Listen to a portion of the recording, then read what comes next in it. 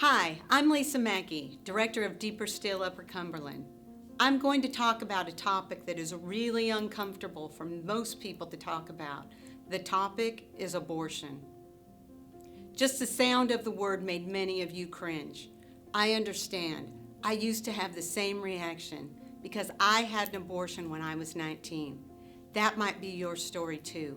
The reason why you cringe. The reason why you avoid the topic if at all possible. Another group uncomfortable with this topic are those that don't understand how anyone could possibly make that decision. I get it. I often ask what my 19-year-old self was thinking, and then I remember the tragedies that struck my life. The deaths of 3 people close to me, a family friend, my brother, then my father. Those losses blew up my already messed up world of growing up in a non-Christian, dysfunctional, alcoholic home and propelled me to very reckless living. There were plenty of issues that would prevent me from knowing my self-worth, much less the value of a child inside me. So when I found myself pregnant at age 19, I honestly don't recall trying to decipher if it was a baby or not. I was living numb. Don't misunderstand me. I absolutely am not trying to justify abortion. It ends lives and hurts women and men. I just want you to understand, people get to this confused place for many different reasons.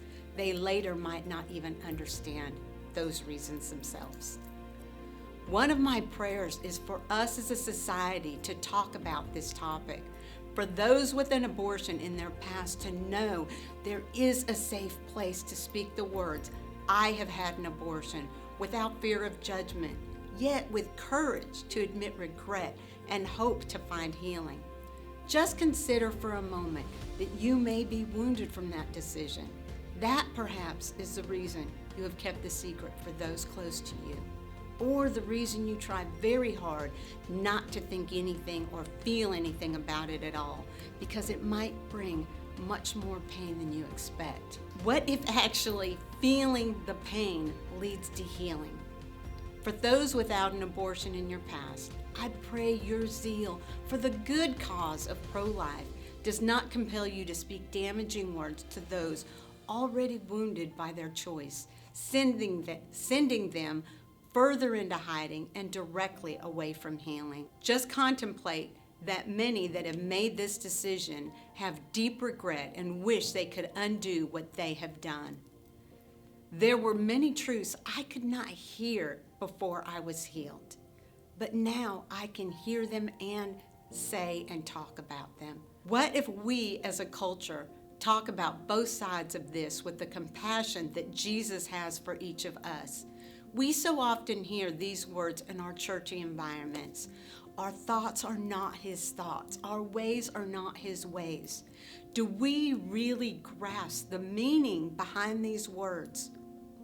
Recently, a woman told a friend of mine, I don't think I could be nice to someone that has had an abortion. I don't know if this woman is a Christian or not, but I know this does not sound like the hope of the gospel that Jesus has shown me. What if speaking words of hatred towards those that chose abortion in a time of darkness does nothing for the pro-life movement, but simply loving them towards healing does?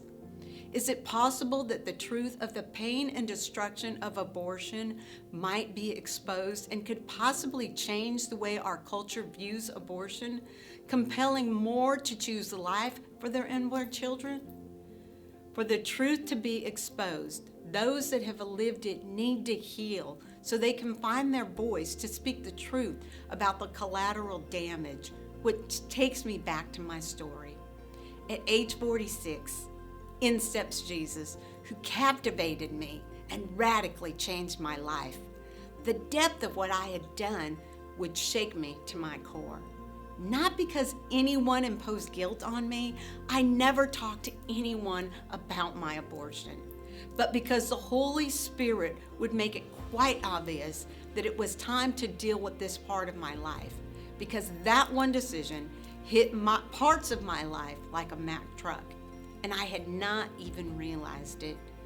God would show me He had things for me to do, but He needed me whole. Sure, He could do His healing thing. He's God. He can do anything. But this wound required more. I could not just be a spectator. He would give me the courage to sign up for a weekend healing retreat through a ministry called Deeper Still for people wounded by abortion. Here's the interesting thing. I didn't really know that I was wounded until I arrived and started unpacking all the garbage I had stuffed for so many years. I would learn about true forgiveness and healing and the difference between the two. I would learn about the things that could be redeemed and restored.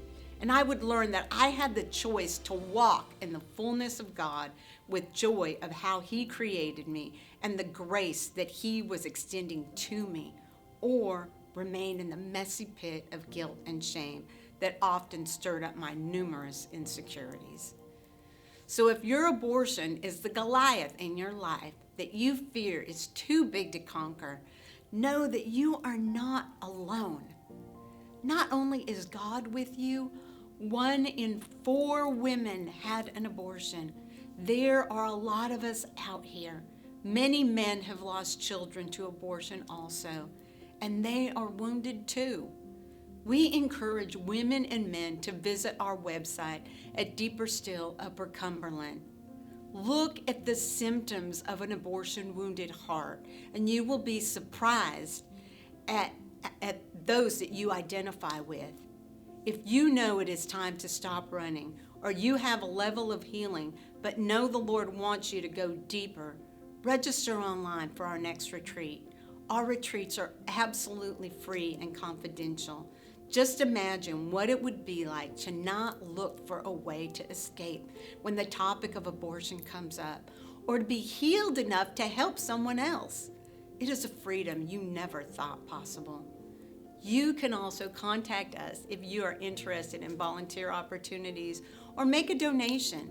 As I said, the retreats are free, so finances would not prohibit anyone from receiving healing.